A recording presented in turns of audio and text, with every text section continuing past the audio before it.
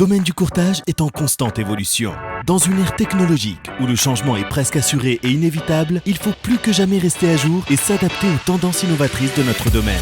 Vous voulez apprendre des meilleurs courtiers hypothécaires et immobiliers du Québec? Vous voulez devenir un leader dans le courtage? Voici le podcast qu'il vous faut. Les courtiers du Québec avec Seroujane Kenishalingam. Viens, je vais te montrer mon bureau, mon ami. Ouais, mon frère. Alright. Viens voir mes papiers.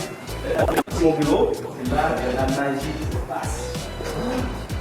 T'as mis l'écran? On va voir ça. Un beau gosse. Ici Seroujane. Aujourd'hui, guys, j'ai l'honneur d'être avec un ami, un coach de performance, un passionné de l'aviation. Il a écrit un livre qui est rendu un best-seller. Yann, comment tu vas? Je vais toujours bien. Deuxièmement, je suis vraiment content de m'inviter parce que Seroujane, moi je t'ai vu aller, je t'ai vu évoluer et c'est pas toujours facile. Faire des vidéos, les gens ils pensent que tu pèses sur un bouton et tout c'est là. Je te vois aller, je te vois l'évolution, puis je vois aussi la passion que tu fais et la valeur que tu donnes à tous les gens que tu fais. Merci beaucoup de m'avoir accueilli aujourd'hui. Deuxièmement, gang, soyez prêts parce qu'aujourd'hui, on va vous contaminer de joie. On va vous partager des trucs, partager nos passions. Puis si c'est des choses qui vous plaisent, bien, vous avez le droit de partager, vous avez le droit de le dire aussi aux gens qui écoutent cette entrevue-là parce qu'on va vous en donner plein de valeurs. Guys, crayon, papier, Seroujane est en feu aujourd'hui.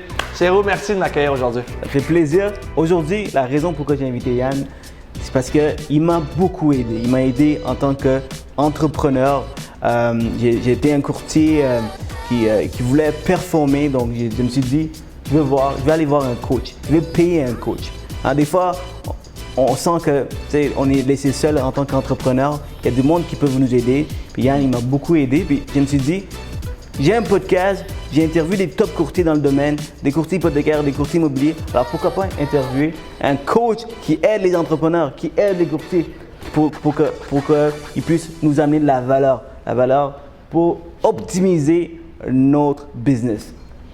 Tu sais, moi, la plus belle chose que j'ai, c'est mon succès, c'est votre succès. C'est le succès des gens qui me donnent le privilège d'exercer ma passion, puis te voir évoluer, te voir t'amuser, puis te voir aussi t'épanouir. Parce que c'est ça la vie, c'est pas toujours facile. Il y a des challenges, on va en parler aujourd'hui. Écoutez, des challenges, on en a tous, que ce soit personnel, que ce soit la vie, que ce soit financier, il y en a tout le temps. Puis un entrepreneur comme toi, tu as su aller chercher les bonnes ressources. C'est pour ça que tu es rendu performant ou que tu es rendu présentement. Félicitations à Seroujane. Merci beaucoup, Yann. Une des choses que tu m'as dit quand je suis rentré dans ton bureau, c'est à quelle heure tu te lèves. J'ai hésité un peu, puis j'ai dit 8-9 heures. Il m'a dit, Seroujane, non. Je vais te laisser parler. Yann, pourquoi tu veux qu'on se lève tôt, surtout quand on est un entrepreneur? La vie, elle va vite. La technologie, elle va vite. Tout va toujours plus vite. Puis qu'est-ce qui arrive si vous avez des enfants, si vous êtes en couple, si vous êtes un super entrepreneur, qu'est-ce qui arrive, c'est qu'on a toujours 86 400 secondes, qu'on soit Bill Gates, Elon Musk, Yann Lajoie ou Seroujane, on a toutes la même 24 heures. Alors, ceux qui ont du succès, ils gagnent leur matin. They win their morning. Et est-ce que demain matin, vous devez mettre votre réveil à 4h05? Vous pouvez le faire parce que vous avez le choix entre jour 1 ou un jour. Moi, je vous conseille le jour 1.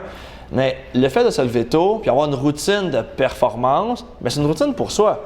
Moi, le matin, là, c'est le seul temps que je m'accorde à moi. Parce qu'une fois que la journée commence vers 8-9 heures, je suis la journée. Rendez-vous au téléphone imprévu, rendez-vous au gym, whatever. Mais moi, à 8 heures, ma journée est déjà finie. Après, je commence à faire ma routine, je commence à travailler, mais moi, je me levais beaucoup vers 5 heures le matin. Et de plus en plus, j'ai raccourci mon cycle. Je me lève plus tôt. Pourquoi je me lève plus tôt? Moi, je me lève maintenant à 4 heures. Et ça m'a pris des mois avant de le faire. 5 heures, 4h30. Et là, c'est 4h05 parce que j'ai un show en direct à 6 heures le matin. Je dois être prêt. Et pour être prêt, il faut que je sois prêt mentalement. Il faut que je sois prêt physiquement. Il faut que mon corps, mon cœur et tout soit aligné. Fait que routine de performance, gang. Tu te lèves 1 heure plus tôt. Fait que Seroujane, si on avait, je dis, hey, Serou, tu te lèves juste 1 heure plus tôt, tu gagnes 15,16 journées de plus par année. Ah oui. Juste 1 heure. Imaginez si vous gagnez 2 heures, je viens de te donner 1 mois de plus. Fait que Serou, là 1 mois de plus. Et là, les gens qui nous écoutent vont dire, oui, Yann, nous, on se couche plus tard. Je comprends. Alors, le but, c'est que vous êtes plus productif le matin, puis c'est prouvé scientifiquement. Tous ceux qui ont un appareil électronique, ben, ton cellulaire, quand il ralentit ou ton ordinateur portable ralentit, ben, tu vas le repartir et là, tout d'un coup, il va plus vite. Imaginez le corps humain qui est une machine incroyable. Mais le fait d'avoir une routine de performance, tous les gens qui ont du succès, là, le 5 a.m. Club, le club des 5 heures le matin, mais ça fait toute la différence. Puis qu'est-ce que ça a fait pour toi quand tu as commencé à te lever plus tôt, Sérou? Il y a tellement de choses, Yann. Avant, je m'entraînais le soir et depuis que j'ai commencé dans le courtage, on dirait que j'étais tellement fatigué à force de parler au téléphone. C'est des journées mouvementées, donc le soir, j'ai plus envie de m'entraîner. Alors, juste en se levant tôt, j'ai commencé à aller au gym le matin. Donc, ça m'a permis de rester en forme. Et deuxièmement, à 8-9 heures, le trafic téléphonique commence, les téléphones qui n'arrêtent pas de sonner. Donc, moi, j'ai besoin de faire des suivis pour mes dossiers, dans mes dossiers. Donc, pour moi, c'était mon temps de faire des suivis. Puis avant même d'aller au gym, je médite tout le temps. Ouais. Donc, ça, c'est quelque chose que j'ai appris de Yann, de plusieurs coachs. Il en parle souvent des Tony Robbins d'aujourd'hui, des Gary Vee. Il en parle beaucoup de la méditation, de prendre le temps d'apprécier la vie. Puis quand tu commences dans une journée, là, il y a tellement de choses, il y a tellement de mouvements, puis des fois, on se laisse aller. Toi, tu aimes ça méditer. Tu es un gars qui médite. Tu m'as expliqué que tu aimes ça méditer. Donc, qu'est-ce que tu aimes de la méditation? Pourquoi tu penses que la méditation, c'est important? Tu sais, on va aller au gym pour s'entraîner, on va bien manger, mais comment on fait pour muscler ce muscle-là qui consomme de 20 à 30 de toutes vos calories, c'est ici. Puis tous les gens qui nous écoutent, on est au téléphone, on doit être rapide, on doit être efficace, mais on ne prend pas le temps de se prendre du temps. C'est sûr que la méditation, les gens me disent « méditer, oui Yann, j'ai pas le temps ou je prends pas le temps ». Tu sais, moi le matin, c'est l'une des premières choses que je vais faire. J'ai un timer, je vais méditer de 8 à 10 minutes. Puis je vais le faire quand je vais finir mes séances de yoga, quand je pratique du yoga chaud ou autre. On a un 10 minutes de Shavasana à la fin pour muscler le cerveau. Puis honnêtement, c'est pas facile. Ça m'a pris du temps parce que ça va à 300 000 à l'heure. Et quand je méditais au début, le petit écureuil, il courait partout. Et me focusser à entraîner mon système, mon mindset, à rester focus sur moi, sur ma respiration et laisser aller nos idées, parce que les idées, on en a tout le temps. Alors, j'entraîne mon cerveau à être plus performant. Puis méditer, gars, c'est difficile au début. Il y a tellement de pensées qui vont passer à travers nos têtes. Donc, tu sais, moi, ce que j'ai fait, c'est commencer avec 5 minutes de méditation. Après ça, quand tu commences à devenir bon, là, tu continues à faire un 10-15 minutes. Puis, honnêtement, je peux pas m'empêcher de méditer. Ça fait tellement du bien de penser à rien du tout. Puis, tu sais, ça, vous pouvez le pratiquer le matin, vous pouvez le pratiquer le soir, vous pouvez pratiquer ça partout. Hein. Ça coûte, en plus, ça vous coûte 0 $ d'abonnement. C'est gratuit. Vous avez différentes options. Vous pouvez le faire simplement avec une guidée. J'utilise des applications là, qui sont un petit gong, boum, qui pour me sortir de. Parce que si on met une alarme, bien, c'est moins bon. Alors, il y a des stratégies pour ça. Mais il y a d'autres outils de performance qu'on veut parler avec les gens qui nous écoutent. La méditation, votre horaire de performance, mais c'est ce que je fais beaucoup avec les clients. Je reprends votre horaire, puis on optimise votre temps. On fait gagner des 10-15 minutes par-ci, par-là. À la fin de la journée, vous avez gagné 1 heure. Mais c'était l'heure que vous avez voulu lire. C'est l'heure que vous voulez passer avec les enfants. C'est l'heure que vous voulez passer avec votre conjoint. Ou c'est l'heure que vous allez prendre pour trouver votre futur conjoint. Ou tout simplement, c'est l'heure que vous allez prendre pour vous. Puis c'est ça aussi là, que dans le monde qu'on va, tout va toujours plus vite. Travail. Mais le but, moi, quand je fais du coaching, c'est de te libérer du temps. Il faut que tu travailles moins, tu fasses plus de résultats, puis tu aies plus de happiness au sein de ta vie. C'est ça qu'on fait. Puis les gens surtout les courtiers, c'est un podcast pour les courtiers, donc on va parler des courtiers. C'est les entrepreneurs. Donc, les choses se passent tellement vite dans une journée pour nous. On est toujours en déplacement, toujours en train de réagir à des choses qui se passent dans notre vie. Alors, comment qu'on peut balancer la vie personnelle et la vie professionnelle, Yann? Ceux qui ont du succès, et moi j'ai le plaisir, l'honneur, j'ai eu des mentors. J'ai des coachs présentement, j'ai 5 coachs qui me suivent dans différents domaines. J'en ai un au niveau physique, j'en ai un au niveau business. Et la plupart des coachs ou les gens qui ont beaucoup de succès, allez leur demander les facteurs de réussite et ils ont de la discipline et ce qu'ils ont rajouté aussi, ils ont un horaire de performance. Alors, ce qu'on peut rajouter, mais je sais qu'il y a des imprévus dans une journée. Puis pour ceux qui nous écoutent, est-ce que vous avez des imprévus? Je suis convaincu que vous en avez parce qu'on en a toutes. Est-ce que vous avez planifié dans votre agenda une période d'imprévus? Et généralement, ça n'arrive pas. Et combien de courtiers qui courent à droite et à gauche, qui arrivent en retard à un meeting? Ils arrivent en retard à l'autre rendez-vous. Et là, tout va débouler. Puis ceux qui nous écoutent, je suis convaincu que ça a déjà arrivé au moins une fois. Si ça n'est jamais arrivé, je veux vous engager pour me le montrer parce que moi, ça m'est arrivé plein de fois. Mais maintenant, ce que je fais avec les clients et ce que je fais pour moi, j'ai 2 périodes d'imprévus dans ma journée. Avec le fameux papier, il faut que tu envoies au notaire. L'offre, le PA, il faut que tu fasses ou autre. Mais si tu t'es mis une période de 15 à 30 minutes le matin, 15 à 30 périodes l'après-midi, tu l'as mis à ton horaire. Fait que quand le téléphone va sonner et tu as un client, il faut que tu rappelles maintenant, mais tu es en train de faire une tâche là, que tu finiras pas parce que tu vas répondre au client, que cette tâche-là ne sera jamais finie puis elle va se rajouter sur tes tâches. Mais quand tu as une période imprévue, justement, le téléphone, tu ne répondras pas tout de suite.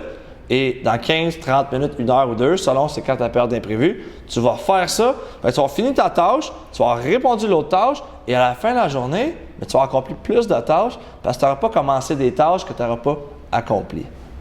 Wow, check une structure.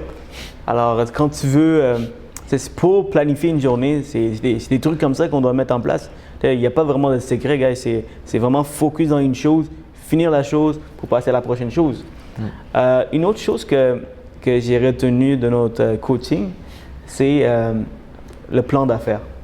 Le plan d'affaires, on parle tous de plan d'affaires quand on est au secondaire, quand on est au collège, à l'université. On parle toujours d'avoir un plan d'affaires. Mais on néglige toujours de le faire. Quand je t'ai rencontré, Yann, tu m'as dit, as-tu un plan d'affaires? J'ai dit non. Il m'a dit, oh my God, il faut absolument qu'on fasse un plan d'affaires. OK? Et explique-moi pourquoi un plan d'affaires et comment et les entrepreneurs, qu'est-ce que tu dis, qu'est-ce que tu demandes de mettre dans le plan d'affaires pour réussir? Très bonne question, M. Jean. J'aime l'idée que tu abordes. Puis, plan d'affaires, moi j'appelle ça plan stratégique, plan de vie. Ça va regrouper tous les aspects. Parce que quand vous commencez, OK, oui, je vends des maisons. Oui, je fais des hypothèques. Je suis notaire. Je suis coach. Fine. Si tu n'as pas mis une direction, tu n'as pas mis des objectifs clairement définis, on en parle souvent d'objectifs, mais ceux qui obtiennent des gros résultats, ils ont des objectifs clairement définis. C'est ça qui est facile à développer. Alors, pourquoi ça te prend un plan d'affaires? Mais ça te prend un plan d'affaires à court terme, à moyen terme et à long terme. Ce qu'on a fait ensemble, on a fixé des objectifs. Et moi, ce que j'aime en fixant des objectifs, bien, on donne des carottes, puis on donne des récompenses. Et on travaille fort, guys. On met des heures au boulot. Toutefois, ce qu'il faut faire, c'est justement se récompenser. Puis le plan d'affaires, c'est pour s'assurer, est-ce que vous êtes on track? Est-ce que tu atteins tes objectifs? Tu veux faire $1 million? Parfait. C'est 19 230,77 par semaine, il faut que tu factures ou il faut que tu fasses. Si tu fais ça pendant 52 semaines, tu vas faire un petit peu plus qu'1 million. Fait que c'est ça souvent que les gens ils disent « Ah ouais, je vais faire 100 transactions, je vais faire ci à la fin de l'année. » Ils ont fait X nombre de transactions et ils n'ont pas tracké, ils n'ont pas mesuré parce que ce que tu peux mesurer, tu peux optimiser. Et moi, c'est ça que j'aime faire. Ce qu'on a fait ensemble, tu as fixé des objectifs, puis ce qui était fantastique, tu as atteint des objectifs plus rapidement. Exact. Tu visualises d'abord, oui, tu veux faire $1 million dans une année, mais comment tu vas faire $1 million? Combien que ça prend par mois pour faire $1 million? Comme il a dit, 19 000, quelque chose. Dans une journée, combien que ça te prend? Donc, c'est visualiser, puis écrire sur un papier, puis par la suite, prendre des actions pour réaliser. Et ce que j'ai vraiment aimé, et j'ai trouvé ça vraiment quelque chose d'unique, c'est récompenser.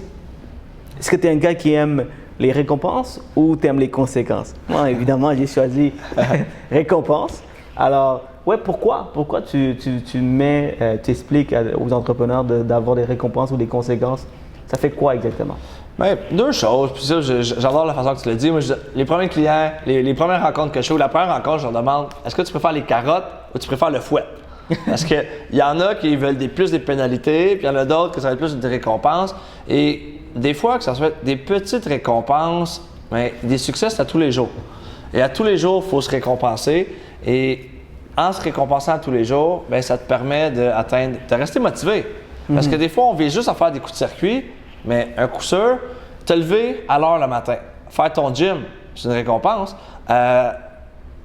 Avoir des objectifs financiers ou autres, mais c'est le fun aussi à réaliser. Puis souvent, on veut changer de voiture, on veut une plus grosse maison, on va aller en voyage, on fait des plus gros jouets, des trucs qu'on sert à rien, mais qu'on va flasher avec ça puis on est content. Fine, c'est une récompense au lieu d'atteindre tes objectifs, récompense-toi, aucun problème et ça va te motiver à avoir encore plus de récompenses. Exact. Puis si tu aimes les conséquences, ben c'est ça. Donc si tu ne réussis pas à atteindre tes objectifs pour cette journée, ben là tu vas avoir une conséquence. Si ça te motive à avoir des conséquences, il y a certains qui ça motive. Je sais que tu adores la performance, tu te nommes un coach de performance. Donc pour toi, c'est quoi la performance?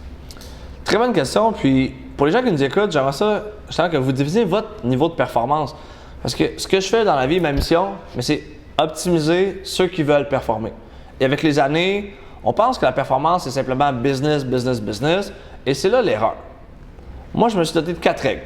Ma règle numéro 1 que je fais avec toi, que je fais avec les gens, qu'on va faire aujourd'hui, c'est avoir du fun. Vous êtes là aujourd'hui, on veut avoir du plaisir. Puis dans la vie, on travaille fort. Si on n'a pas de plaisir, changez ou optimisez ce que vous faites pour avoir du plaisir. Deuxièmement, ça prend une stratégie. Troisièmement, on a du fun, on a des stratégies, on ne passe pas à l'action, on ne prend pas le téléphone pour appeler nos clients, mais il n'y aura pas de résultat. Quatrièmement, je me suis mis une équipe de performance, mon Power Team, et c'est ça qui me permet d'avoir du succès. Alors, pour répondre à ta question, c'est quoi la performance? Mais la performance, c'est un ensemble.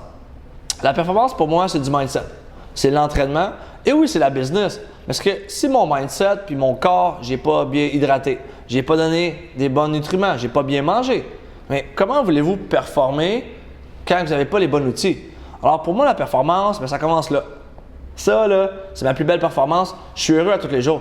Et souvent, des gens, là, travaillent pour un jour avoir ci. Travaillent pour un jour peut-être avoir ça. Ouais.